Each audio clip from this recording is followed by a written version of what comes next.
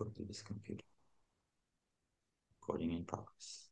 אוקיי, אז נתחיל. ברוכים הבאים, ברוכות הבאות. אז כמו שהתחלתי להגיד, המטרה בסדרה שאני מדמיין הזאתי לגבי ההקשר ההיסטורי, הפוליטי, הכלכלי של המצב היום, הרצח עם כרגע שקורה ברצועת עזה, ואני מתחיל במפגש הראשון בעצם בלתאר איך הרצועה נוצרה ואיך נראתה המדיניות, בעיקר הישראלית כלפיה, לאורך ה-40 השנים הראשונות, מאז הנכבה ועד תחילת האינתיפאדה הראשונה. אני הולך לרוץ על די הרבה חומר, תרגישו חופשיים לשאול שאלות בצ'אט. אני אעשה גם הפסקות כדי שתהיה הזדמנות לשאול שאלות בעל פה. זהו, נראה לי אפשר להתחיל. אז ככה, כמו שאמרתי, המטרה היא כן לשים את הרצח עם הזה בהקשר הרבה יותר רחב, אבל אנחנו בכל זאת מתחילים עם הרצועה עצמה. למה אנחנו מתחילים עם הרצועה עצמה? אני מצטט פה ממישהי שכתבה את אחד מהמחקרים החשובים שאני אשתמש בהם היום, שזאת שרה רוי, שכתבה, היא הוציאה במקור ב-1987 את הספר רצועת עזה, הכלכלה הפוליטית של סיגור, de-development, אני אסביר אחר כך את התרגום הזה גם. ואני מקריא בעצם את ההצדקה שלה למחקר שלה, שהיא גם מאוד מתאימה להצדקה שלי למה שנעשה היום. חשוב לבחון את רצועת עזה כישות נפרדת, משום שהרצועה, אולי יותר מכל חלק אחר מהשטחים הכבושים על ידי ישראל, מייצגת באופן חד ביותר הן את הכוונות והן את ההשלכות של המדיניות הישראלית. עזה חושפת בבוטות את קווי המתאר ואת המרקם של הכיבוש הישראלי, את החזית המכוערת ואת הצד האפל והבנאלי שלו, את הצורה הייחודית ואת המהות שלו. עזה מפריחה את המיתוסים ואת האשליות השונות המשמשות כדי לתת לגיטימציה לשלטון היהודי, ומבהירה עד כמה אפל הוא עתיד שבו שלטון כזה יישאר על כינו. Okay? שוב, היא כותבת את זה ב-1987, לפני הרבה מאוד זמן, אבל אני חושב שזה רק נהיה יותר נכון מרגע לרגע. אז אנחנו לוקחים את עזה כמקרה בוחן, וכמו שתראו, הרבה מהמאפיינים של השלטון הציוני מנוסחים בו, ומתחילים ברצועה ובעצם מתפשטים משם למקומות אחרים. וקצת על הגישה שאני מאמץ בהרצאה הזאת וכנראה גם בהמשך, זה הגישה התיאורטית של קולוניאליזם התיישבותי. מי שמנסח את הגישה הזאת הוא אנתרופולוג אוסטרלי בשם פטריק וולף, שבסדרה של ספרים ומאמרים מסוף שנות ה-90 ואילך, בעצם מנסח איזו תיאוריה שמסבירה מה מייחד את הצורת שלטון הזאת של קולוניאליזם התיישבותי מצורות אחרות של קולוניאליזם, ובכלל איפה היא, מה התפקיד שלה בתוך המערך הקפיטליסטי המודרני שצומח פחות או יותר מהמאה ה-17-18 ואילך. אז אני אקריא ציטוט אחד שלו שמתאר את הדבר הזה. הקולוניאליזם ההתיישבותי היה אבן יסוד של המודרניות. העתירה הבלתי פוסקת מצד מתיישבי אזורי הספר להגנה מצד המדינה לא רק הניחה יחס של הדדיות בין התחום הפרטי לציבורי. ברוב המקרים היא הניחה גם שרשרת פיקוד גלובלית שקשרה בין אזורי הספר הקולוניאליים לבין המטרופול. בבסיס כל זה היה מונח המנוע של כוחות השוק הבינלאומיים, שקשרו בין הצמר האוסטרלי לבין מפעלי התביעה ביורקשייר, ובאופן משלים לכותנה שיוצרה תחת תנאים קולוניאליים שונים בהודו, במצרים ובמדינות העבדות של הדרום העמוק של ארצות הברית. אוקיי, אז בעצם וולף אומר פה, קולוניאליזם התיישבותי הוא צורה אחת שבה הקפיטליזם הגלובלי מתפשט בעולם, וזו צורה אחת של מערכת יחסים בין האנשים שמקדמים את המבנה הפוליטי והכלכלי הזה, שזה במקרה הזה מה שהוא קורא מתיישבי אזורי הספר, אוקיי? שזה בעצם החלוצים, כן? מה שאנחנו מכירים מהחלוצים הציונים ועד נערי הגבעות של היום, הם בעצם חוד החנית שמביא איתו סדר חדש, סדר חברתי חדש, שקושר בין האזורים שעליהם הוא משתלט לבין כוחות השוק הבינלאומיים. שמה שמאפיין, מה שמייחד את הקולוניאליזם ההתיישבותי לעומת צורות שונות של קולוניאליזם, הוא העובדה שבניגוד למקומות אחרים, לצורות אחרות של קולוניאליזם, שבהם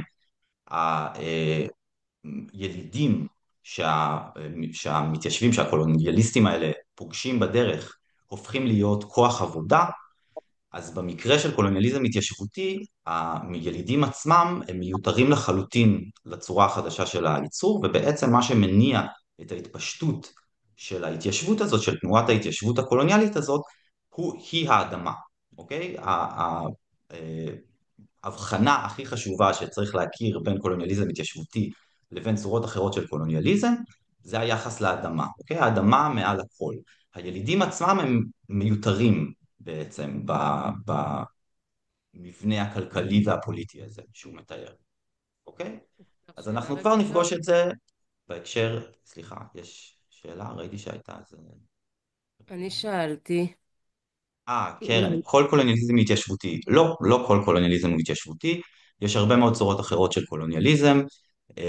ברוב המקומות, בהודו, בדרום אמריקה, באפריקה, ברוב המקומות יש מספר מאוד קטן של מתיישבים אירופאים שמגיעים, והם בעצם מנהלים מערכת ייצור ומערכת פוליטית מקומית שרובה מבוססת על כוח עבודה מקומי.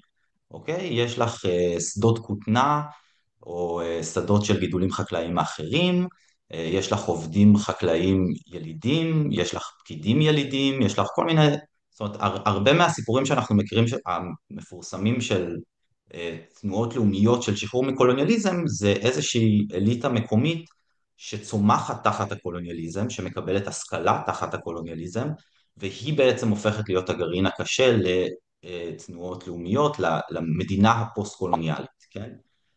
מה שקורה בקולוניאליזם התיישבותי זה שבגלל שאין אינטרס לתת השכלה ולתת כלים ולתת הכשרה מקצועית וכל מיני דברים כאלה לילידים, אז בעצם לא מתאפשרת צמיחה של מנהיגות מקומית כזאת, כן?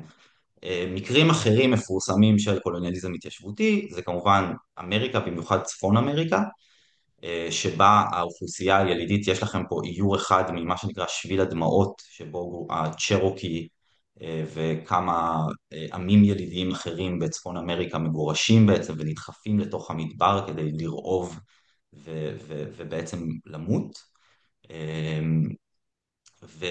וזה קורה גם באוסטרליה, זה קורה בעוד כמה מקומות, זה קורה בצרפת, סליחה, באלג'יריה, על ידי צרפת, שזה סיפור אחר, שבו זה בעצם אחד הסיפורים הנדירים של תנועה מוצלחת נגד קולוניאליזם התיישבותי, לא ניכנס לזה היום,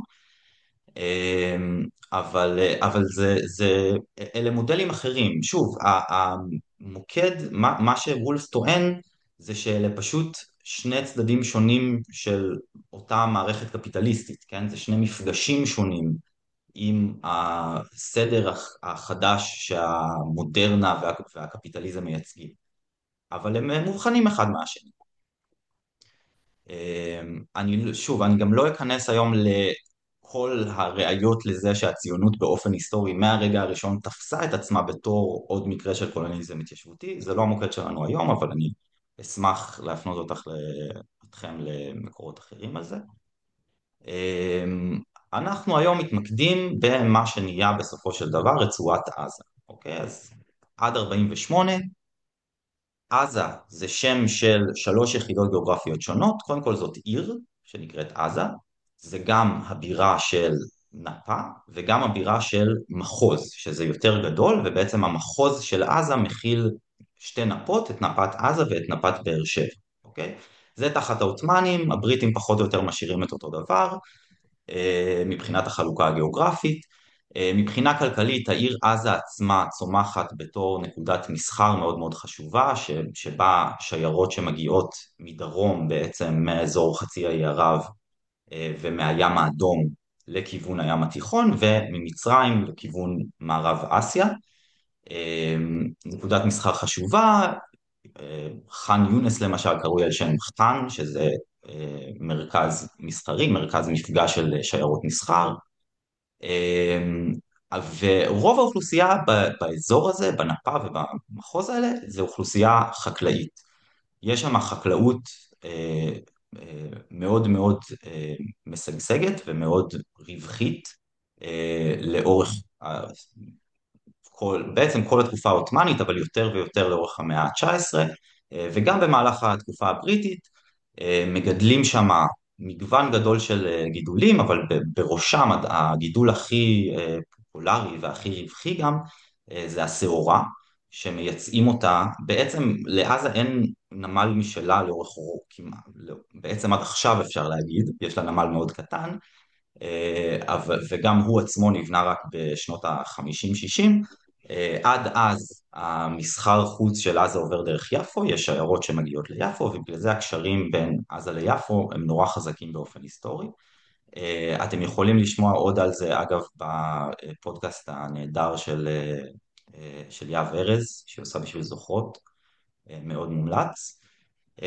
בנוסף לזה יש עוד גידולים אחרים חשובים באזור הזה, אחד מהם שנהיה יותר ויותר חשוב בסוף המאה ה-19 זה הדרים, תפוזים בעצם, שזה בעצם זה גידול שצומח סביב יפו בעיקר, והוא לאט לאט מתפשט כי הוא נורא נורא רווחי, מייצאים אותו לכל אירופה ולכל העולם בעצם.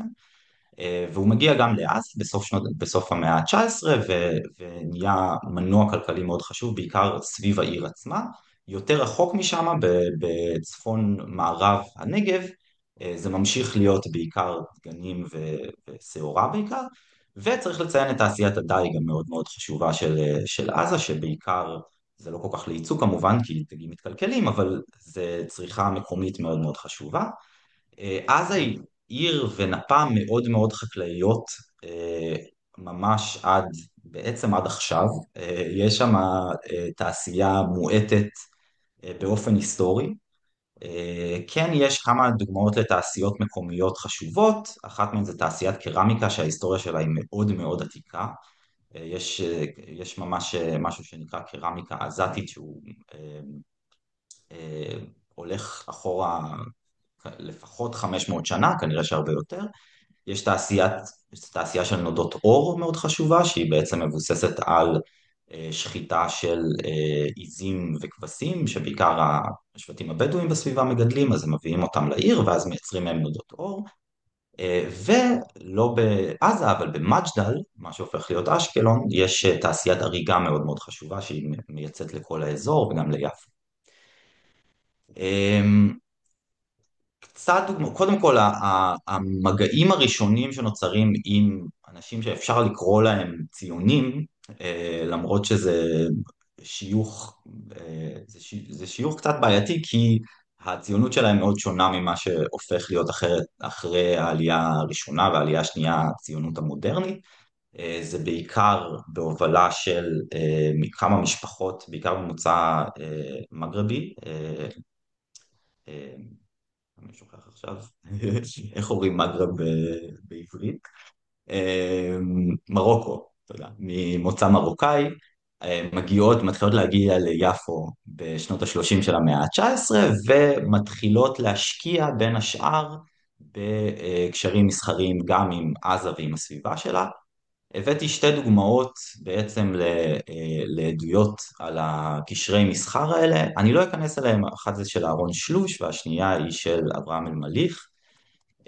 שניהם מתעסקים בעצם בהשקעות, המשפחות ביפו הן בעלות הון, כן, והן משקיעות בהלוואות לאיכרים מהנפה, בעצם מקימות, אלמליך מתאר את ההקמה של סניף של בנק אנגלו-פלסטינה בעזה, שלוש מתאר פה איזה שהם, היה לי חשוב לכלול את זה גם כדי לראות בעצם את הקשרים הקהילתיים, חשיבות של קשרים קהילתיים בתמיכה כלכלית בפרטים. הוא מתאר פה בעצם מה היה קורה במקרה שמשפחה מסוימת בנפה הייתה נכנסת לחוב, אז הוא מתאר איך בעצם הם היו מקימות אוהל על אם הדרך, ובעצם כל הסוחרים וכל החקלאים שהיו מובילים את הסחורה שלהם היו עוברים באוהל הזה ובעצם תורמים קצת כדי לתמוך במשפחה הזאת, כן?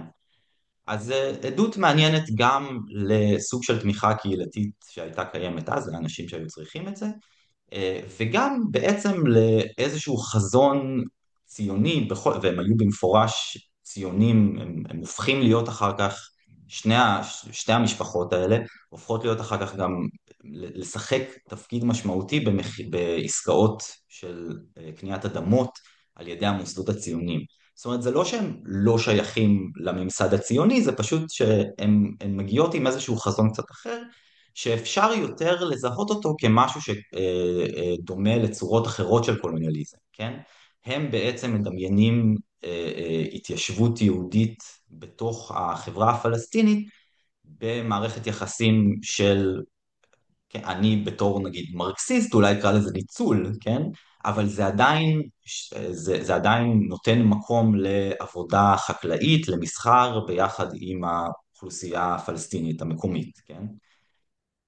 שזה מאוד מאוד שונה, גם העדות של אל-מליך על הסיפור של בנק האנגלו-פלסטינה מאוד מאוד מעניין, ותשימו לב, הוא אומר שם בסוף, הוא כותב את זה ב-1943, כן? והוא כותב בדיעבד על התיישבות שנגמרה במלחמת העולם הראשונה.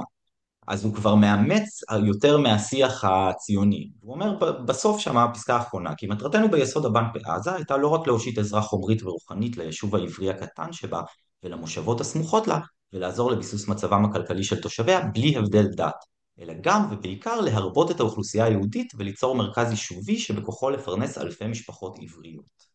אוקיי, אז הוא בעצם אומר גם באנו כדי לשתף פעולה, כדי לפתח כלכלית את פלסטין ובלי הבדל דת, וגם באנו לעודד התיישבות יהודית. הגישה כמה, הזאת היא כמה משפחות עבריות, so called יהודיות היו אז, חיו שם אז? לא הרבה, לא הרבה. עד מלחמת העולם הראשונה לדעתי היו משהו כמו 10 משפחות, אם אני זוכר נכון, ואז הן מגורשות בעצם על ידי העות'מאנים במלחמת העולם הראשונה. אחר כך יש עוד התיישבות קטנה סביב איזו ישיבה שמוקמת שם, אני לא זוכר את הפרטים עכשיו של ההתיישבות שבעצם קיימת מסוף מלחמת העולם הראשונה ועד 1929, שאז במה שנקרא המאורעות, כן, ת'ורת אל-בוראק, המהומות שפורצות בפלסטין, הבריטים בסיוע כמה מהנכבדים של עזה מפנים את כל היהודים משם, ובזה נגמרת בעצם ההתיישבות היהודית בעיר עזה, ובהמשך מה שקורה זה בדיוק מה שאני מגיע אליו עכשיו, שזה ההתחלה של ביסוס של מושבות שיותר מזוהות עם הממסד של היישוב, עם ההסתדרות וכל אלה. יש כמה ניסיונות ליישב באזור רוחמה, שאגב גם איפה שאימא שלי נולדה ואיפה שביליתי הרבה קיצים בילדותי. אז יש פה תיאור של הפינוי של רוחמה ב-1938 במסגרת המרד, לא ניכנס לזה. מה שאני כן רוצה להגיע אליו זה ההקמה של מצפה ים, מה שנקרא זמן קצר אחרי זה קיבוץ יד מרדכי, אוקיי? שזה בעצם אחד מהיישובים הראשונים שמוקמים באזור הזה, והציטוט של מאיר יערי מנאום שהוא נותן במעמד פתיחת היישוב הזה, כן? שבו הוא אומר, הציווי הראשון והעליון שעלינו להישמע לו הוא לנצל כל שעה על אדמה בשביל מקסימום יהודים. זה ההיגיון של ההתיישבות הציונית כמו שהיא מגיעה בסופו של דבר לצפון הנגב, לאזור הזה של נפת עזה. אז יש ממש התחלות כבר בשלב הזה של 1943, אבל ההתיישבות הרצינית שמתחילה באזור הזה מתחילה מעט יותר מאוחר ב-1946, שאז בעצם מוקמות במבצע שאמור להזכיר והם במפורש בונים אותו על המודל של חומה ומגדל, אבל זו יוזמה של המוסדות הציוניים בלבד, זאת אומרת הבריטים לא משתפים עם זה פעולה, אבל הם גם לא עושים שום דבר בקשר לזה, וזה הפרויקט של 11 הנקודות. עכשיו, הסיפור הזה של 11 הנקודות הוא חשוב מכמה בחינות. קודם כל הוא מכניס לנו את הנושא הקריטי שאנחנו נחזור אליו כמה פעמים במפגש הזה, וזה הנושא של המים. למה זה חשוב כל כך? קודם כל, אחד המאפיינים של מים זה שהם לא מתחשבים בגבולות שאנשים יוצרים באדמה. האקוויפר שמזין את עזה, ובעצם את כל האזור הזה, את כל החקלאות ואת כל היישוב באזור הזה, זה האקוויפר של ואדי עזה, שאתם יכולים לראות את ההיקף שלו פה, זה בעצם מקיף את כל האזור, גם באר שבע, כולו זה אקוויפר אחד, אוקיי? מה זה אומר? ויש לציין שכבר בסוף המאה ה-19 האקוויפר הזה פחות או יותר, זאת אומרת ההתיישבות שקיימת שם והחקלאות שקיימת שם, פחות או יותר מנצלות בצורה מקסימלית את היכולת של האקוויפר הזה, אוקיי? אי אפשר עוד להעמיס הרבה על האקוויפר הזה בלי להתחיל לשאוב יותר מדי מים, ומה שקורה ברגע ששואבים יותר מדי מים זה שהים מתחיל לחדור פנימה לתוך האקוויפר ולהמליח את המים, אוקיי?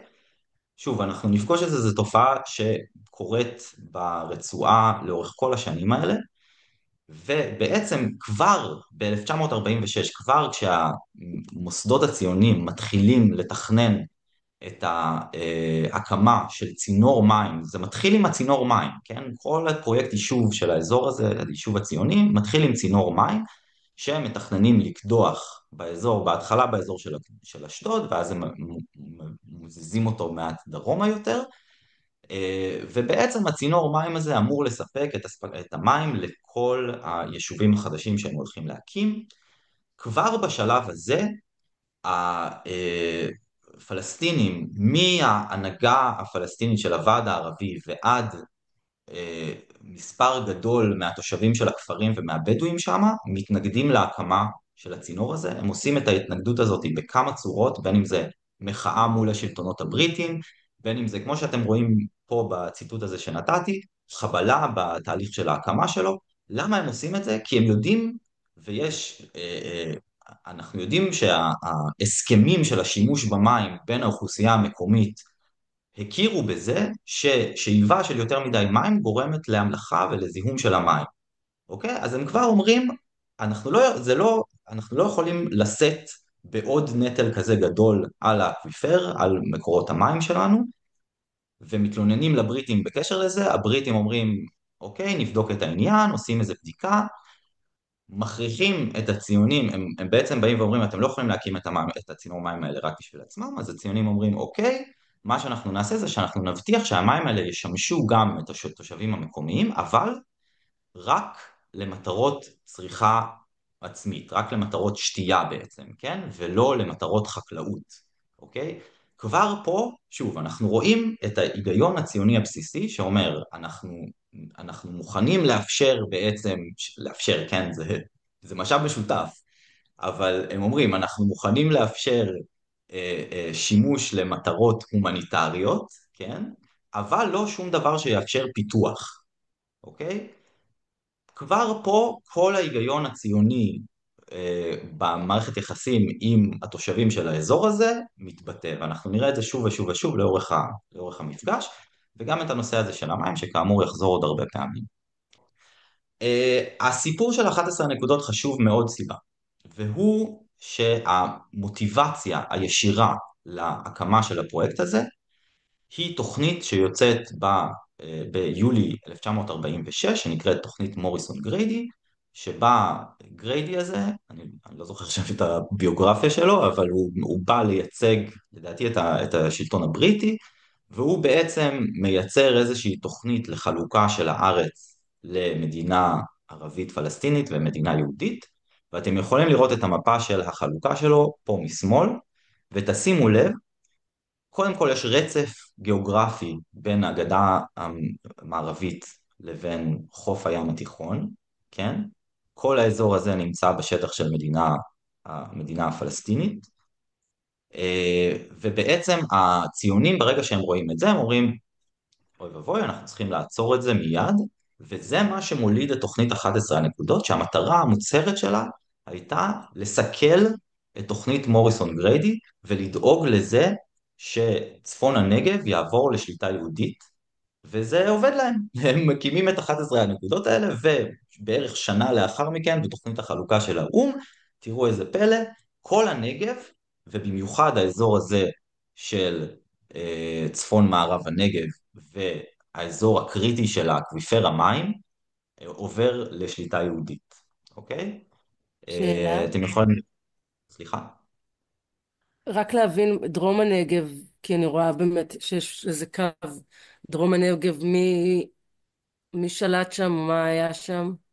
כן, לפי מוריסון גריידי זה אמור להישאר בשליטה בריטית. בינתיים הבריטים כבר מוותרים על כל הדרישה שלהם, אז בתוכנית של האו"ם זה עובר להיות חלק מהמדינה היהודית. אוקיי.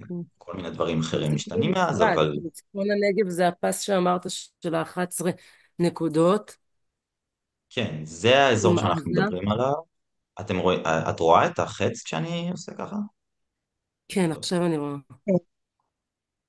אז אנחנו מדברים על האזור הזה. שוב, אם נחזור לתמונה של האקוויפר, זה, אוקיי? Mm. זה כל השפך של ואדי עזה לתוך הים התיכון, אוקיי? וואו. אז הם אומרים, אנחנו משתלטים פה על מקורות המים של כל צפון מערב הנגב, אוקיי? אמ, זמן קצר לאחר מכן, אגב, נראה שבשנתיים, עוד מההקמה של יד מרדכי וגם במהלך ההקמה של היישובים האלה, אין ממש קונפליקטים שקורים עם התושבים המקומיים, אבל כמובן ב-48' כשהמלחמה פורצת, אז מיד פורצות בחלק מהמקומות, כמו למשל בפלוג'ה, יש ממש קרבות, כן? פלוג'ה היא איזושהי אגדה של הצבא המצרי על הגבורה של הכוח שנשאר שם בעצם מגודר במשך איזה חודשיים, אבל ברוב המקומות, כמו ברוב המקומות בפלסטין, יש הפצצה של יישובים ושל כפרים, יש גם לא מעט מקרים, למשל בלוד, של פשוט איסוף של כל האוכלוסייה המקומית, לפעמים זה רק הגברים, לפעמים זה כולם, ופשוט גירוש שלהם בכוח. הסיפור שלנו כרגע הוא לא הנכבה שאפשר לדבר עליה עד הסוף, אבל אני כן רוצה לספר סיפור אחד מתוך הסיפור של גירוש באר שבע, כי זה אילוסטרציה לעוד משהו שאני רוצה להגיד, אז אני אצטט פה מתוך ספר של ג'רלד באט. מוסא סבא חי עם משפחתו בבאר שבע כשפרצה המלחמה ב-1948, הוא היה אז בן 19. ציטוט: הלוחמים היהודים הקיפו את העיירה, הפציצו אותה וכבשו אותה יום למחרת. הערבים שנותרו גורשו ממנו. לא הייתה שום אפשרות להישאר. אבל היהודים השאירו איתם 200 עד 300 גברים. הם שיכנו אותם במסגד שמאז הפך למוזיאון. אתם בטח מכירים את המוזיאון הזה, כן? והכריחו אותם לעבוד כל יום. בסופו של דבר אחד מהם הוביל מחאה, ואז גם הם גורשו. אז אף אחד לא הורשה להישאר. מה הסיפור הזה מספר לנו? אני חושב, אם נחזור רגע לנושא של המודלים השונים של קולוניאליזם, אפשר למצוא לאורך ההיסטוריה הזאת כיסים, נקודות, שבהם יש בעצם איזושהי התנסות בצורה האחרת בעצם של קולוניאליזם, שזה ניצול עבודה, כן? ניצול של פלסטינים בתור עובדים בכפייה, בתור עובדים בשכר מאוד נמוך, והסיפור הזה כבר מכיל בתוכו איזושהי דינמיקה שהולכת לחזור על עצמה די הרבה פעמים, שבעצם אחד הדברים שמכשילים את הניסיונות האלה, קודם כל אפשר להגיד, אוקיי, ההיגיון הבסיסי של הציונות תמיד היה סביב אדמה ולא סביב ניצול כלכלי, ולכן זה תמיד מה שניצח. אבל אפשר לראות גם שבמקרים שבהם מנסים כן ליישם, לנצל את העבודה של פלסטינים, הרבה פעמים זה נכשל בגלל התנגדות פלסטינית. וזה אחד מהסיפורים, אני חושב שבאמת אנחנו נמצא את זה שוב שוב שוב ושוב ושוב, שהניצחון של מודל אחד של קולוניאליזם על פני מודל אחר, הוא גם תגובה לזה שפלסטינים מסרבים שינצלו אותם מבחינה כלכלית. זהו, נקודה אחת ממש קטנה גם לגבי הנכבה. אפשר כמובן להניח שגם הם היו מגורשים בסופו של דבר, לאור מה שקורה במקומות אחרים, שאנחנו מיד נגיע אליו. אבל בואו נדבר קצת על ההשלכות הכלכליות של הנכבה. קודם כל, מבחינת מספרים, כן? בעזה, במה שהופך להיות רצועת עזה במסגרת הסכמי שביתת הנשק עם מצרים, האוכלוסייה המקומית היא משהו בסביבות, המספרים פה הם טיפה משתנים מאומדן לאומדן, אבל פחות או יותר בסביבות 100,000 איש גרים שם מלפני הנכבה, ומשהו כמו 200 עד 250 אלף פליטים מכל צפון הנגב ולוד ורמלה ועד ליפו מתווספים לאוכלוסייה הקיימת שם. אז קודם כל אנחנו מדברים על קפיצה מטורפת בצפיפות האוכלוסין, על אנשים שכשהם מגיעים, הם מגיעים כבר בלי ההכנסות ובלי העבודה שהם התפרנסו ממנה לאורך השנים, הם מאבדים את האדמות שלהם, הם מאבדים את הרכוש שלהם, הם מאבדים גישה למסחר חוץ, כן? שוב, כל המסחר דרך הרצועה עבר בשאר החלקים של פלסטין, כן? בעיקר עם יפו, אבל גם עם ירושלים, עם חברון, כל הרשתות מסחר האלה נקטעות, כלומר גם האנשים שהם לא פליטים, הרבה מאוד מהם מאבדים או את ההכנסה שלהם, את המקצוע שלהם, את המסחר שלהם, הכל, כן? יש הרבה מאוד אנשים שגרים באופן מסורתי ברצועה, אבל מחזיקים באדמות חקלאיות מחוץ לה, גם הם מאבדים את ההכנסה שלהם, אוקיי?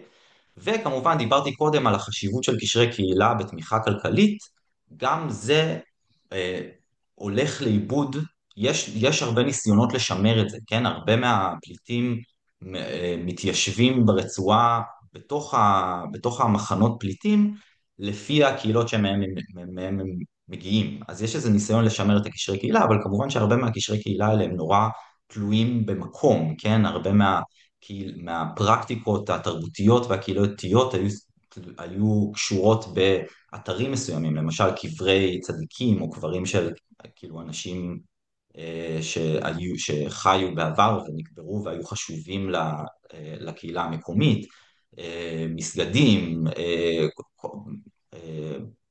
מרכזים סופיים, כל מיני אה, כן, היבטים בחיים הקהילתיים שהולכים לאיבוד עם העקירה הזאת.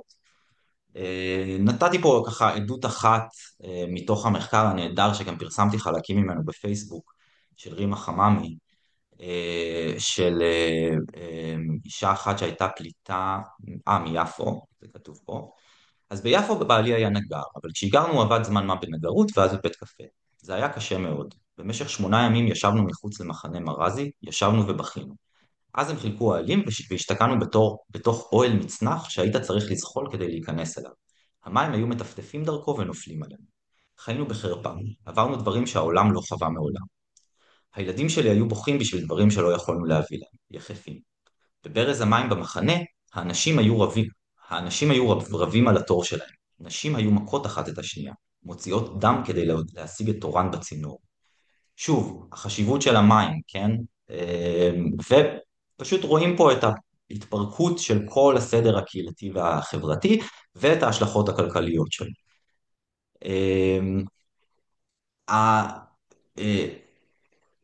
ההתרכזות הזאת של קהילה עצומה של פליטים בתוך רצועה קטנה וצפופה הייתה אסון הומניטרי מהרגע הראשון, אוקיי? מהרגע הראשון יש לנו עדויות על רעב, על חרפה כלכלית מוחלטת.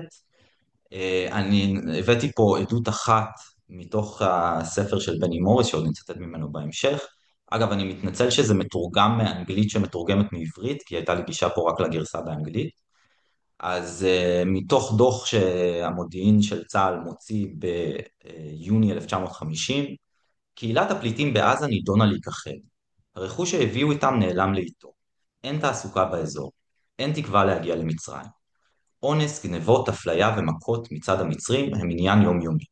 מאידך השטחים הפתוחים של עבר הירדן, ההשתתפות של הפלסטינים בממשלה הירדנית, תוכניות לשיקום, גבולות עם מדינות ערביות אחרות, והשמועות על היכולת למצוא עבודה, כל אלה מושכים ומניעים רבים לנדוד מעזה לגדה המערבית.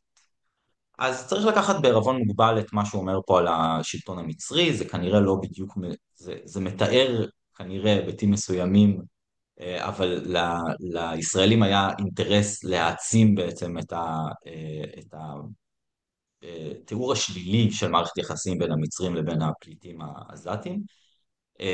אבל אין ספק, זאת אומרת, תראו כבר פה גם ההכרה בזה שהרצועה לא יכולה לשאת מבחינה כלכלית, מכל בחינה, אבל בטח מבחינה כלכלית, את אוכלוסיית הפליטים האלה, והתקווה שזה יוביל בקרוב אפילו להגירה, אוקיי? אז זה גם משהו שהוא עקבי באופן מדהים בצורה שהישראלים מדברים על הרצועה. הרקע פה, אגב, הוא מספר נהדר של עיתונאי בשם ג'ו סאקו, אני אדבר על זה קצת יותר בהמשך. עוד קצת עדויות על העוני ברצועה, יש כל כך הרבה עדויות כאלה, נתתי ככה ממש מבחר, אני לא אקריא אותם, רק שתדעו שהן קיימות. איך הפליטים מגיבים לסיטואציה הזאת? אז כמובן, הדבר הראשון שהם מנסים לעשות זה לחזור לבתים שלהם, כן? לחזור לבתים, לחזור לשדות. יש המון תיאורים של אנשים שפשוט מסתכלים ביבול החקלאי שלהם הולך ונרקב, ומנסים ולעיתים קרובות גם מצליחים לחזור לאדמות שלהם, או כדי לקצור ולקטוף את התבואה החקלאית ולקחת אותה בחזרה איתם, או כדי פשוט לחזור לבתים שלהם, כן? הציטוט הכי מדהים של יוסף וייץ ממאי 1949, לאט אך בבטחה כפרים נטושים נעלמים בעקבות יישובם מחדש, כן? הוא מדבר פה ממש לא רחוק היום שבו בעיית הפליטים תיפתר על ידי השיבה לכפרים של בעלי האדמות. הוא אומר, הם כבר חוזרים, הם חוזרים, הם נמצאים בבתים שלהם כבר יותר ויותר. התגובה הישראלית לזה היא קשה מאוד, אני לא אתחיל בסיפור של מג'דל. אני אציין קודם כל שהגירושים ממשיכים, כן? ממשיכים הרבה אחרי סוף המלחמה של 48'. במרץ 1949 פלוג'ה מפונה באופן סופי מכל התושבים שלה. הסיפור של אל-מג'דל הוא בכלל מטורף, בגלל שבהתחלה, ב-1950, בהתחלה, כמו שאתם רואים פה, קצת יותר מ-100 פליטים מצליחים לחזור ולקבל אישור אפילו לחזור באופן רשמי למג'דל, וכמה חודשים מאוחר יותר, אה, רגע, כן, כמה חודשים מאוחר יותר, אה, כל התושבים של מג'דל בעצם מגורשים באופן סופי. אז ככה אפשר לראות, ויש עוד מאמר נהדר של גדי אלגזי על הגירוש של 3 שבטים, גם מצפון הנגב, שנמשך באיזה תהליך של התעללות בירוקרטית מטורפת. לאט לאט מתחילים בעצם לנתק אותם מהאדמות שלהם, ובסופו של דבר מגרשים אותם באופן סופי. איזה אם אני זוכר, שבטים, אומר? אני יכול לבדוק לך את השם, רגע. אני אשמח, בתור תושבת הנגב, מעניין. אז השבטים, רגע, למה זה לא מופיע לי פה? לא, סליחה, זה לא מופיע לי פה, אבל תפתחי את המאמר של אלגזי, יש שם הרבה מידע. אגב, כשאני מחליף ככה את הדף הזה, אתם רואים את זה או שאתם עדיין רואים את המצגת? מוצגת. מצגת אחלה. אה, סליחה, אני יכול למצוא את השמות שלהם, אבל זה לא זמין לי כרגע. חלק מהבדואים, מה שאני יודעת מהנגב, גורשו בשנות ה-50 למצרים. נכון, נכון, נכון, נכון. זה לא הסיפור הזה, בסיפור הזה הם מגורשים לחברון. Mm. זה חלק מהאנשים, אגב, כאילו, האנשים במוסף ראייתה, חלק מהאנשים שם הם בגירוש הזה. הם גם מספרים את הסיפור הזה, אני שמעתי את זה מאחד מהם.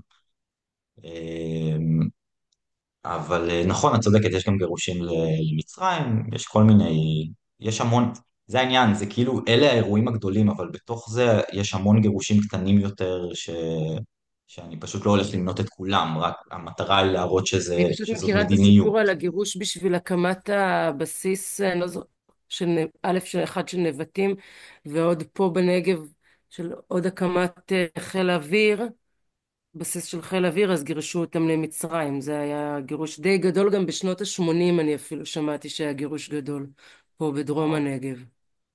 בשנות ה-80, מעניין. על זה אני לא אני מכיר. אחפש, אני אשלח לך. אני אשמח, כן.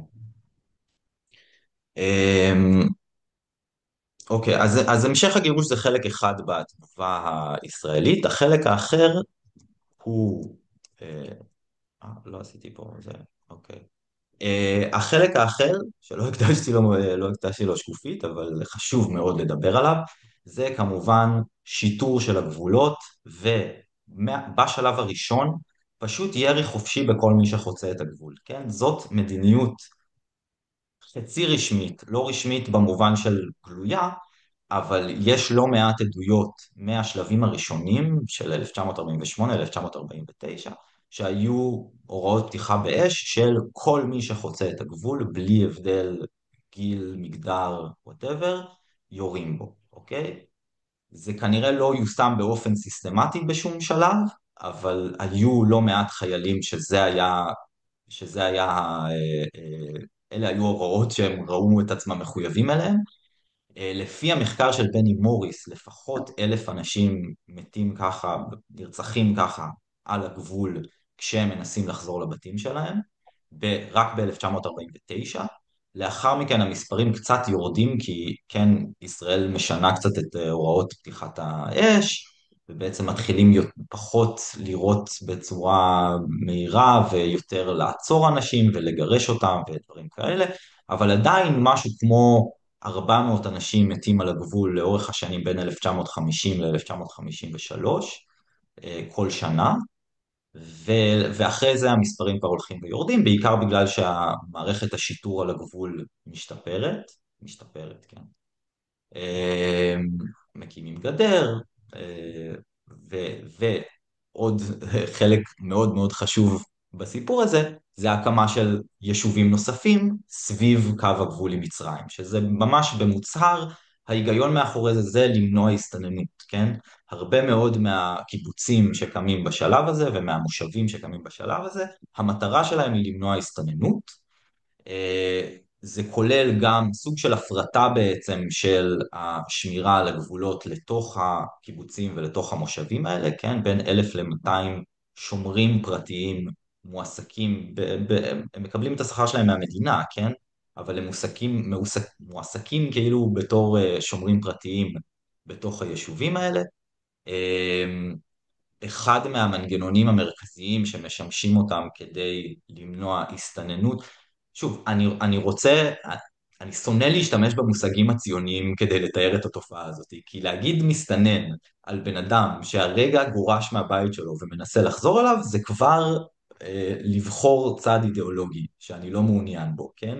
הרעיון של להגדיר בן אדם שבא לקטוף את הפירות מהעצים שלו, שהוא שתל והוא גידל אותם, והוא עכשיו בא לקטוף את הפירות האלה בתור מישהו שבא לשדוד, זה כבר לקבל את ההיגיון הקולוניאלי הציוני, כן? האנשים האלה לא שודדים, הם באים כדי לקחת את הרכוש שלהם בחזרה, ומדינת ישראל, לפי ההיגיון הקולוניאלי שלה, קוראת להם מסתננים. רגע, כן.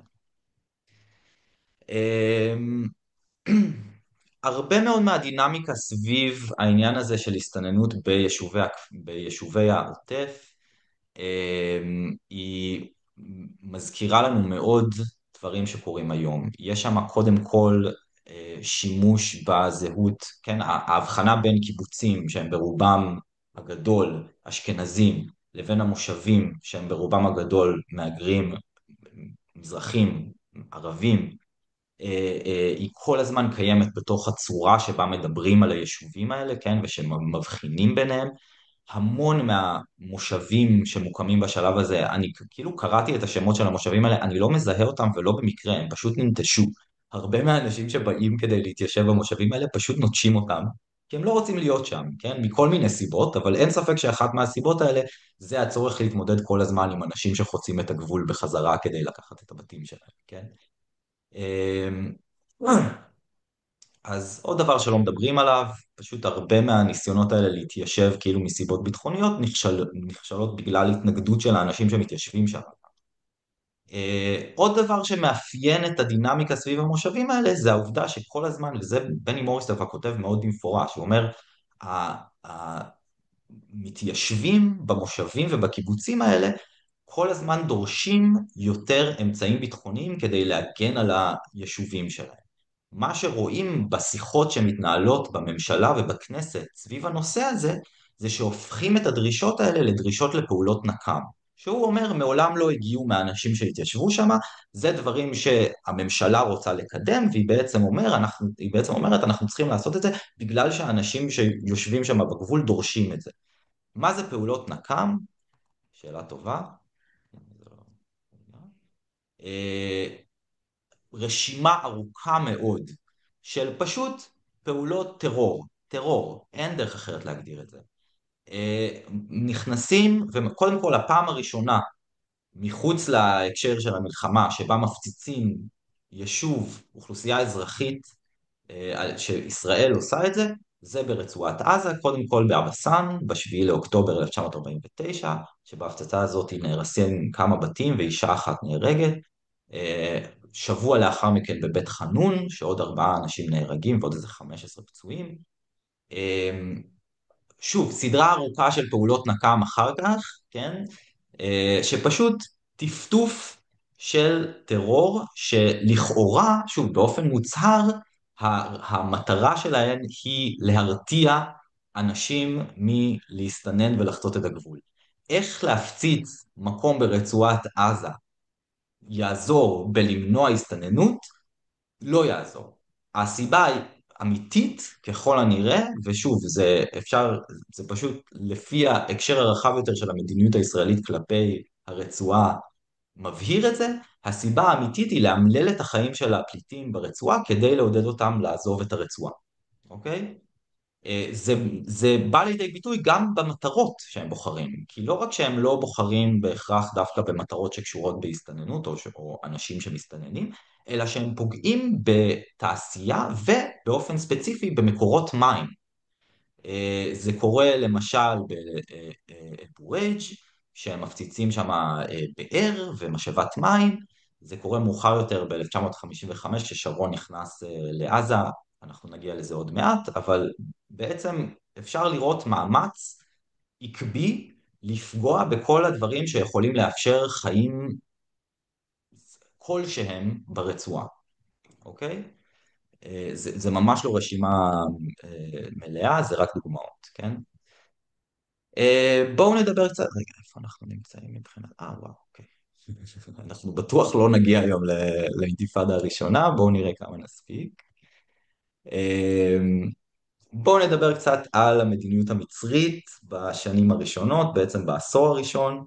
אז יש פה דוח, זה ציטוטים משני מאמרים מהעיתונות המצרית, שבעצם אומר, הפליטים האלה זה פצצה מתקתקת, אני אקריא חלקים, כן? התחושה הכללית של חוסר שביעות רצון בקרב הפליטים, במיוחד אלה המתגוררים ליד עזה, שהובילה למרידות חוזרות ונשנות נגד הממשל הצבאי, ואילצה את משמר הגבול להתערב כדי לדכא את המרידות האלה. כן, אז אנחנו כבר, אם תזכרו את הדוח של המודיעין הישראלי, זה אכן נכון שהתגובה הראשונה של הממשל המצרי, שהוא כזכור בשלב הזה עדיין מקורב לשלטון הבריטי, כן? אז, אז הם קודם כל מתייחסים לאוכלוסיית הפליטים בעזה בתור בעיה ביטחונית, ובתור משהו, בתור אוכלוסייה עם פוטנציאל פוליטי מאוד מאוד נפיץ. יש להם כל מיני תגובות לזה, אחת מהן זה להקים את ממשלת פלסטין השלמה, הם בעצם, המצרים מאוד מפחדים מהגירה המונית מהרצועה לתוך מצרים, אז הם מגבילים את ההגירה, למרות זאת הגירה קורית, כן? אנשים מצליחים להתגנב דרך הגבול, או להגיע לפעמים בצורות חוקיות, לפעמים בצורות לא חוקיות. המצרים מקימים מערך מודיעין די ענף בתוך הרצועה, שאחת מהמטרות שלו היא כן למנוע הסתננות. אני לא אכנס לזה יותר מדי, אני כן אגיד שהמהפכה של הקצינים הצעירים ב-1952 לא מביאה לשינוי מיידי. זאת אומרת, הרבה מהמנגנוני דיכוי שהמצרים מקימים נשארים על כינם, רק קצת הדגשים במי הם תופסים כאויבים שלהם משתנים. אז הם הרבה יותר שמים דגש על האחים המוסלמים, וממשיכים עם דגש על הקומוניסטים, שתמיד אף ממשל מצרי לא אוהב אותם. זה בעצם שני הכוחות הפוליטיים החשובים שצומחים, שקיימים בתוך הרצועה בשלב הזה, זה האחים המוסלמים והקומוניסטים. בנוסף לזה יש כמובן נציגות של צורות שונות של לאומיות ערבית. אפשר לראות לאורך השנים האלה גידול צנוע אבל כן משמעותי בהשקעות ציבוריות מצריות ברצועת עזה בניסיון לפתח אותה. כמובן המגבלות הקיימות אין להם מה לעשות איתן. הרצועה, אי אפשר להרחיב למשל הרצועה רוויה מבחינה חקלאית למשל.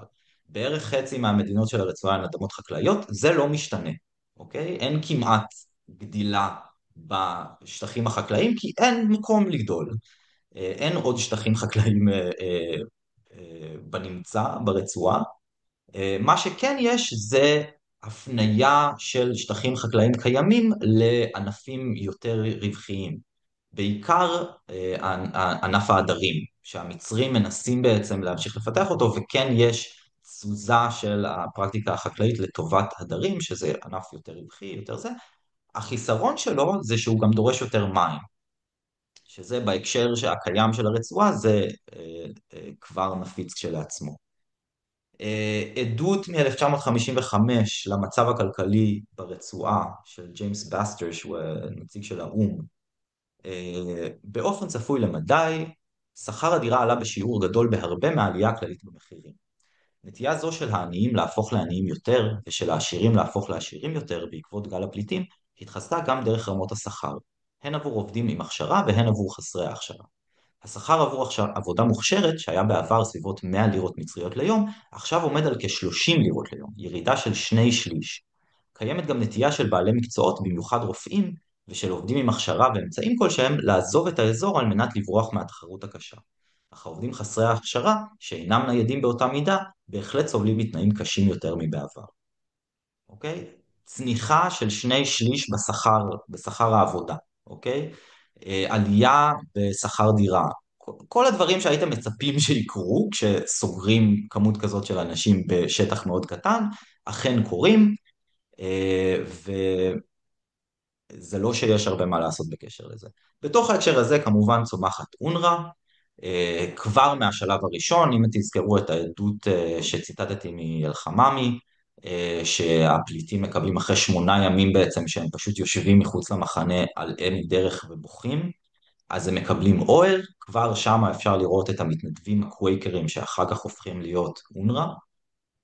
אונר"א באמת מתחילים בחלוקה של מצרכי מזון בסיסיים ושל אוהלים, ועם הזמן מתחילים להשקיע גם קצת יותר בבנייה של בתים קצת יותר לטווח ארוך, ובדברים כמו חינוך, רפואה, הכשרה מקצועית. זה אומר בעצם שבשלב הזה, הנה הבאתי לפה מה שנקרא מאזן התשלומים ברצועה מאותו מאמר של בסטר, שמראה שבעצם מבחינה כלכלית אונר"א מחזיקה את הרצועה. הרצועה מייבאת אליה כמעט את כל הצרכים שלה, כן? שוב, כאמור, החקלאות נשארת אותה חקלאות, פשוט היא לא יכולה להחזיק פי 3 יותר אנשים, ומי שמשלים את הפער זה הכסף של אונר"א, באופן מוחלט. תשימו לב, כן?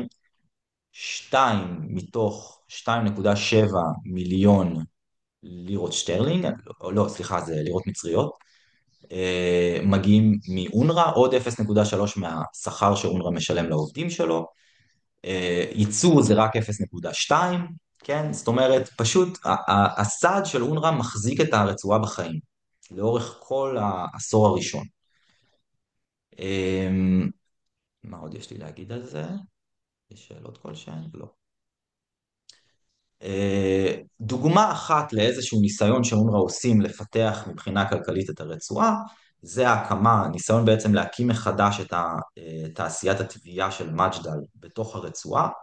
הם בעצם מתחילים לממן את אה, את החומרי יסוד של תעשיית התביעה הזאת.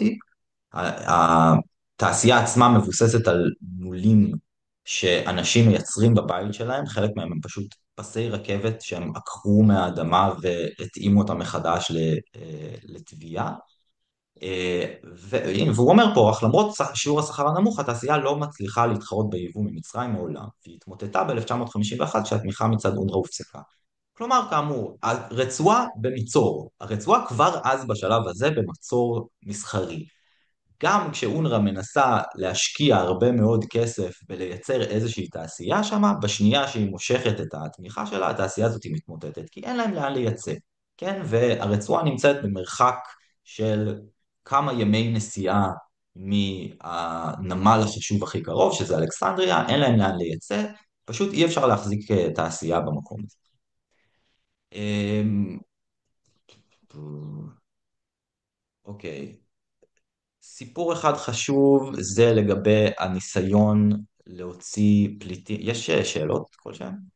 אוי, יצאתי מה... אוקיי. סיפור אחד חשוב שקורה במהלך השלב הזה, ששוב, הוא מראה גם את החשיבות של התארגנות פוליטית של כל תושבי עזה בעצמם, זה כשאונר"א, האו"ם והממשלה המצרית, זה כבר אחרי המהפכה, כן? מגבשים איזושהי תוכנית של ליישב מחדש מספר גדול של פליטים, לא זוכר עכשיו בדיוק כמה, אבל מספר גדול, בסיני. בשנייה שהתוכנית הזאת מתפרסמת בעיתונות המצרית, פורצות מחאות שבעצם מאחדות את כל הפלגים הפוליטיים ברצועה, הפגנות גדולות, כן, שדורשות לבטל את התוכנית הזאת, כן, זה מראה שכבר בשלב הזה הפעילות הפוליטית ברצועה התנגדה לכל ניסיון ליישוב מחדש בכל מקום אחר, חוץ מבחזרה בבתים שלהם בפלסטין. אוקיי?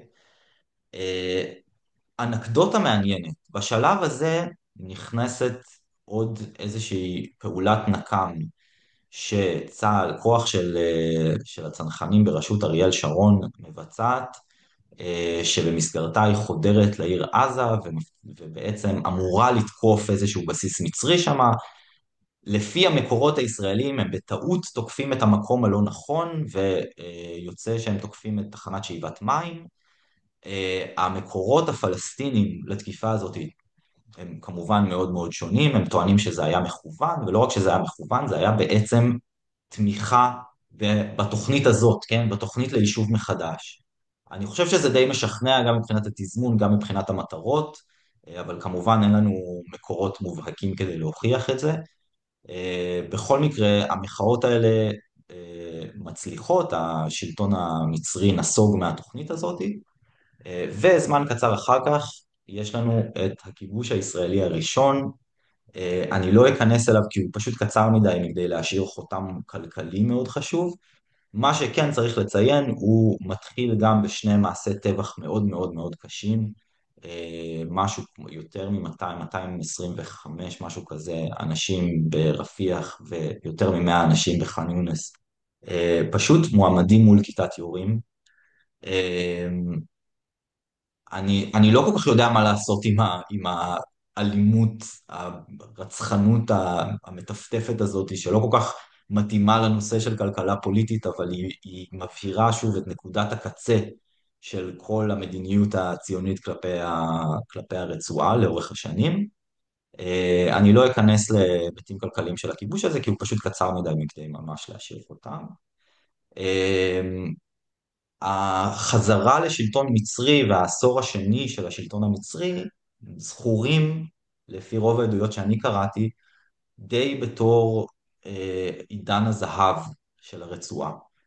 בשלב הזה בעצם המצרים שמים הרבה יותר דגש על פתיחת הרצועה והשקעות ציבוריות די משמעותיות. אחד הדברים שהם עושים זה להפוך את הרצועה לאזור סחר חופשי, שזה אומר שהרבה מאוד אנשים מגיעים ממצרים וממקומות אחרים כדי ליהנות מהמיסים המופחתים של עזה, והיא הופכת להיות גם אתר תיירותי די חשוב. זה השלב שבו השלטון המצרי משקיע די הרבה בבנייה של מערכת חינוך ציבורית. הוא גם מעודד יציאה של סטודנטים, של בוגרים של מערכת החינוך הזאת, וגם של אונר"א כמובן, למוסדות השכלה גבוהה במצרים, שזה מצד אחד כמובן מבורך לתת לאנשים השכלה, מצד שני זה גם מעודד בריחת מוחות. הרבה מהאנשים שיוצאים למצרים לא חוזרים אחר כך לרצועה, והמספרים, נדמה לי שמשהו כמו 30,000 אנשים מהרצועה במהלך שנות ה-60 יוצאים להשכלה גבוהה במצרים ובמקומות אחרים ולא חוזרים. ככה שבעצם כאילו גם בתוך כל הלכאורה פריחה הזאתי, מעט מאוד צמיחה כלכלית אמיתית באמת קורית, כן? הרצועה עדיין סובלת מאותן מגבלות שהיא סובלת מהן לאורך כל השנים, אין ממש בסיס לפתח ממנו כלכלה יותר מתפקדת, ומבחינת תל"ג למשל, שזה כמובן מדד מאוד גרוע, אבל זה אחד הדברים שיש לנו, אז היא פחות או יותר נשארת באותו מקום. כאילו אין, הצמיחה היא אפסית. כן, יש ניסיונות מאוד מאוד, יש עבודה מאוד קשה מצד תושבי הרצועה לפתח כל מיני סוגים של מנגנונים כלכליים. אחד מהם חשובים ביניהם הוא הקמת בנק פלסטין ב-1960, הוא פותח את הדלתות שלו ב-1961, והמטרה העיקרית שלו היא לתת הלוואות לפיתוח חקלאי ותעשייתי. בעיקר חקלאי, המוקד שלו זה לתת הלוואות לחקלאים, בין השאר כדי לפתח את תעשיית העדרים של הרצועה, והוא נראה שיש לו, למרות שהמשאבים שלו מאוד מאוד מוגבלים, הוא מצליח לדחוף, כן, יש צמיחה די משמעותית של תעשיית העדרים לייצוא בשלב הזה. זה דוגמה למגמות הכלכליות, לא משנה, אני לא אכנס לזה, אבל יש עוד המון המון המון דברים שקורים בחברה האזרחית ברצועה בשנות ה-60, כן? זה כולל גם הקמה של מגוון ארגוני חברה אזרחית, השלטון המצרי מאפשר את זה אפילו, הוא מכניס חוקה חדשה ב-1962 שמאפשרת הקמה של איגודי עובדים, של קואופרטיבים, של ארגוני חברה אזרחית, איגוד הנשים בעזה מוקם בשלב הזה, עוד באמת מספר מאוד מאוד גדול. אני הבאתי פה מתוך מחקר מרתק על איגודים ובכלל החברה האזרחית בעזה, של כמאל מוחמד, רשימה, זה רק של הקואופרטיבים, כן? קואופרטיבים שמוקמים בעזה בשנים האלה, כן? תראו איזה רשימה ארוכה. המטרה של כל הקואופרטיבים האלה זה בעצם לאפשר, זה מה שנקרא תמיכה הדדית, כן? זה לאפשר פיתוח של כלכלה, של תעשייה, של דברים כאלה. עוד כל מיני דברים שקורים בעזה בשלב הזה. בסדר גמור. טוב, נחזור למציאות שהיא אפילו יותר גרועה, אני לא ממהר. כן, עומר, אפשר שאלה קטנה? בטח, בטח, בטח, בטח, כן. לא, אם אתה, זה לא, אני לא, באמת לא איזה אוטוריטה, אני זוכר שקראתי איזושהי כתבה לפני כמה שנים בשיחה מקומית, ראיון עם מישהו שהיה מפקד מחסום ארז. כן, צריך לקחת את זה בערבון מוגבל, אבל זה, הוא היה די כנה, הוא דיבר נגד המצור וזה וכולי. והוא אמר שהפלסטינים שהוא דיבר איתו, העזתים, תיארו את השלטון המצרי כתקופה מאוד מאוד גרועה, מאוד דכאנית, ושדווקא תור הזהב, מבחינתם זה היה תקופה שהם כן היו, תחילת הכיבוש הישראלי, שהם יכלו לפחות לצאת ולהתפרנס, זאת אומרת, המרחב אולי קצת נפתח עבורם, והם באמת אולי בשנים הראשונות, הכיבוש עוד לא נעשה, המפלצת, ברור שזה כיבוש, כן, אבל זה עדיין לא היה מה שאנחנו מכירים אחרי האינתיפאדה. נתקלת בזה, באיזושהי פרספקטיבה כזאת, או שאולי... לחלוטין נתקלתי, לא רק שנתקלתי בזה, יש לי שקופית מיוחדת אפילו לסיפור הזה, כי זה הנרטיב שהשלטון הישראלי מקבל. אני יכול להראות לך פה שני ציטוטים שונים של אנשים שאומרים, אנחנו הבאנו לרצועה את הפיתוח ואת הקדמה וכל מיני מוצרים חדשים ובלה בלה בלה.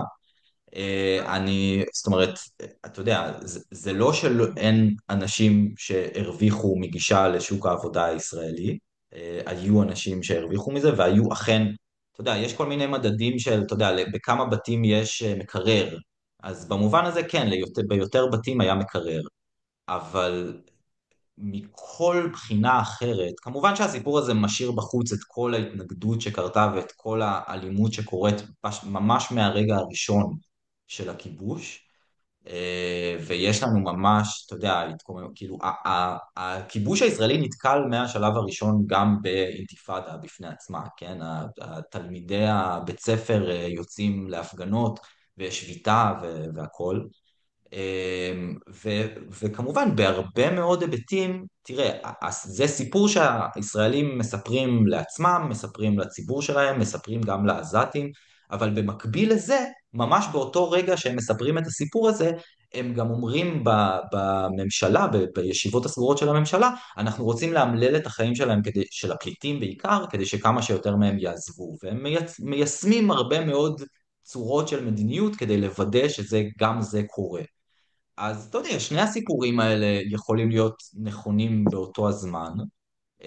אני יכול להראות לך מספרים של כאילו כמה צמיחה קורית תחת הכיבוש, וזה בשנים הראשונות יש צמיחה שנובעת מבאמת הפתיחה של השוק העבודה העזתי למשכורות ישראליות, שהן באופן יחסי הרבה יותר טובות ממה שיש ברצועה, אבל מכל בחינה אחרת, כל בחינה אחרת, כן?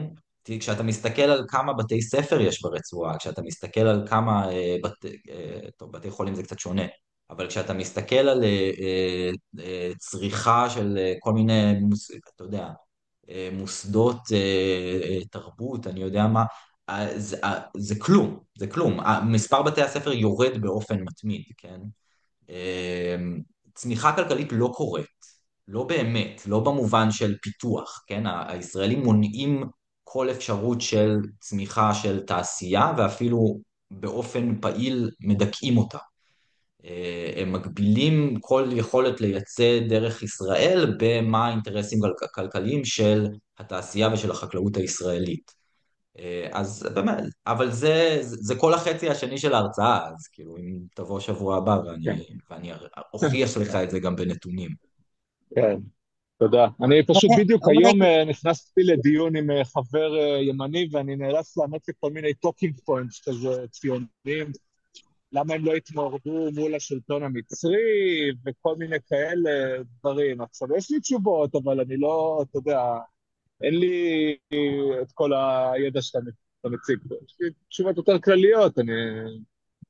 אני יודע שבירדן בהחלט הפלסטינים התקוממו גם נגד השלטון הירדני, עד שהם קיבלו אזרחות וכולי, גם שם... אבל העניין עם השלטון המצרי, באמת לא היה לי, אין לי מספיק ידע לדעת עד כמה הוא היה דכאני לעומת הישראלי, האם הם התמרדו נגדו או לא באותה צורה. תראה, אבל כן, כאילו, נאצר, נתת לי... כן, תראה, נאצר באופן כללי מאוד פופולרי ברצועה, מההתרשמות שלי, כן?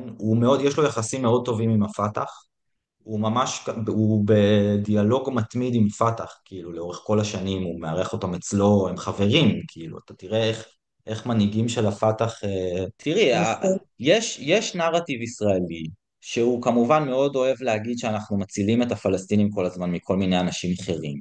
אז אנחנו צריכים לצערי אחד אחד להפריך את כל הטענות האלה, גם כשזה דורש איזושהי עבודה אקסטרה מאיתנו.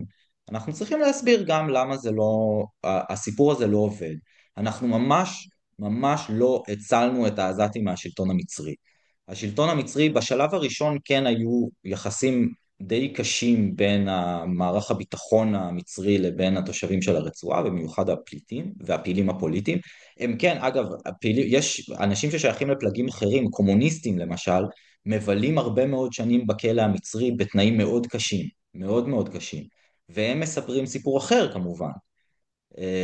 אבל כשאתה מסתכל על מה מערך השיקולים של המצרים לעומת הרצועה, לעומת מה מערך השיקולים של הישראלים, ההיגיון הקולוניאלי במערכת היחסים הזאת, הוא מתבטא בכל כך הרבה צורות שונות, שזה פשוט, זה הפואנטה של כל המפגש הזה שתכננתי.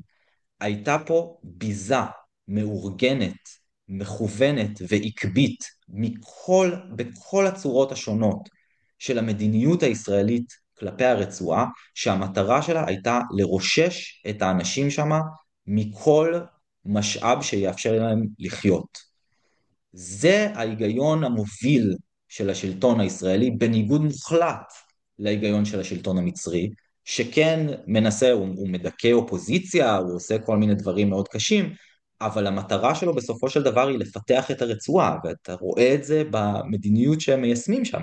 הם מוציאים, הם משקיעים, לא הרבה כסף, כן? אבל הם מאפשרים למשל להון פרטי להיות מושקע בפיתוח של תעשייה, בפיתוח של חקלאות שם. הישראלים לא מאפשרים את זה. הם אוסרים גם על גורמים פרטיים להשקיע בפיתוח כלשהו של כל דבר ברצועה, שאי אפשר או לנכס אותו לרווח לישראל, או להפוך אותו לתירוץ לגרש משם פלסטינים.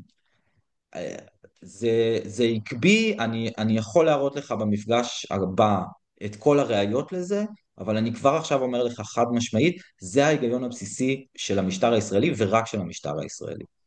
כן, זה עקבי גם בתקופה של אחרי ההתנתקות, להפוך את עזה לאיזה מין שוק שבוי ולהגביל אותו בכל מיני צורות כלכלית, הגבלות על ייצוא, כל מיני בירוקרטיות שאפשר לבלות שנים ולחקור זה את הכל מתחיל, זה הכל מתחיל ב-67, זה הכל מתחיל במדיניות של שנות ה-70, הם מתחילים לסחוט כספים מתושבי עזה, תחשוב איזה טירוף זה, כן? גם מלכתחילה מדובר באנשים שההכנסה שלהם היא אולי עשירית מההכנסה הממוצעת בישראל.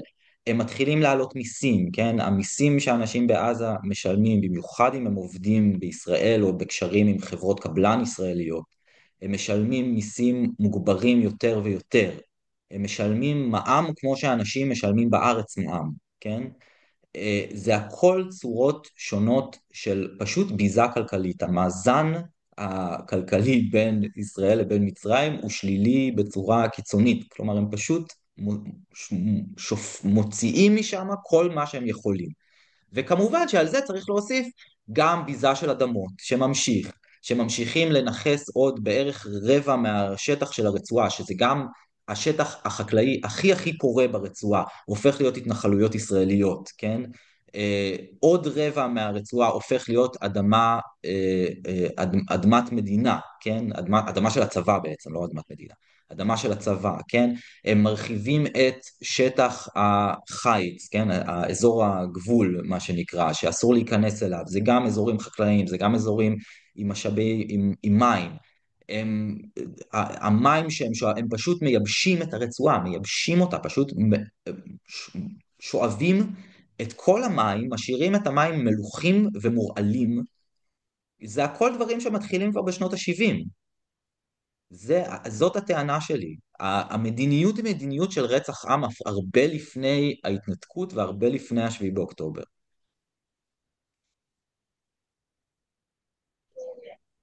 מטורף ומייאש, אין מה להגיד. כן. אין לי מילה אופטימית לסיים איתה. אבל נמשיך שבוע הבא.